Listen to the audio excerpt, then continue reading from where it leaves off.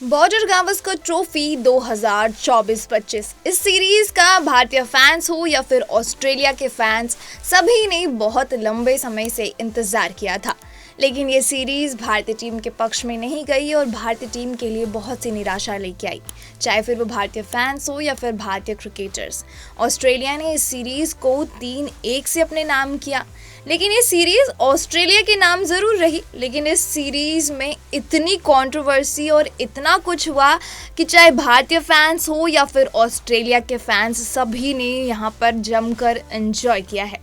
इस पूरी सीरीज में खेल के साथ साथ विवाद भी काफ़ी चर्चाओं में रहा था, चाहे वो मोहम्मद सिराज और ट्रेविस हेड का आपस में भिड़ना हो या फिर 19 साल के सैम कॉन्स्टेंस का किंग कोहली यानी विराट कोहली से टकराना और उनसे पंगे लेना। तो पूरी सीरीज पूरी विवादों से भरी रही। इन सब के बीच भारतीय ओपनर यशस्वी जायसवाल का भी कैच आउट काफ़ी ज़्यादा कंट्रोवर्शियल रहा है। इस दौरान तो DRS और थर्ड अंपायर तक को आलोचनाओं का शिकार होना पड़ा। चलिए जानते हैं भारत ऑस्ट्रेलिया सीरीज में माहौल गर्म करने वाली 5 चीजें कौन कौन सी थी। सबसे पहले थे सिराज और हेड। इस सीरीज का पहला और बड़ा विवाद एडिलेड टेस्ट से शुरू हुआ। सीरीज के इस दूसरे ही टेस्ट में भारतीय तेज गेंदबाज मोहम्मद सिराज और ट्रेविस हेड आमने सामने आए, जहां पर हमें सिराज और हेड के बीच नोकझोंक देखने को मिली। पहली पारी में ट्रेविस हेड को आउट करने के बाद सिराज ने उन्हें गुस्से में आग दिखाई और पवेलियन लौटने का इशारा किया। हेड ने भी पवेलियन लौटते समय सिराज को कुछ कह दिया था। उसके बाद इनका वीडियो सोशल मीडिया पर जमकर वायरल हुआ और काफी ज्यादा कंट्रोवर्सी इस सीन ने क्रिएट की। दूसरा है कॉन्स्टेंस और कोहली। सीरीज का दूसरा बड़ा विवाद मेलबर्न क्रिकेट ग्राउंड में देखने को मिला, जब 19 साल के सैम कॉन्स्टेंस और विराट कोहली के बीच लड़ाई हो गई। ये जो पूरी चीज़ हुई ये पहले दिन ऑस्ट्रेलिया पारी के 10वें ओवर और 11वें ओवर के बीच में हुई।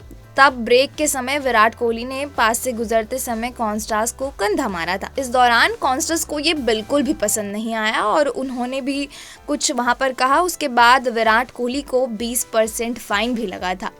अगर हम तीसरे विवाद की बात करें तो वो है यशस्वी जायसवाल का कैच आउट यानी DRS विवाद। सीरीज के चौथे यानी मेलबर्न टेस्ट में ही आखिरी दिन तीसरा विवाद सामने आया। मैच में 340 रनों के टारगेट का पीछा करते हुए भारतीय ओपनर यशस्वी जायसवाल 208 गेंदों का सामना करते हुए 84 रन बनाए हुए थे। यशस्वी को पैट कमिंस ने विकेट कीपर एलेक्स कैरी के हाथों कैच आउट कराया। यहाँ यशस्वी काफी ज्यादा अनलकी रहे। दरअसल अपील के बाद फील्ड अंपायर ने यशस्वी को आउट नहीं दिया था, तो इस पर थर्ड अंपायर ने फैसले को पलट दिया।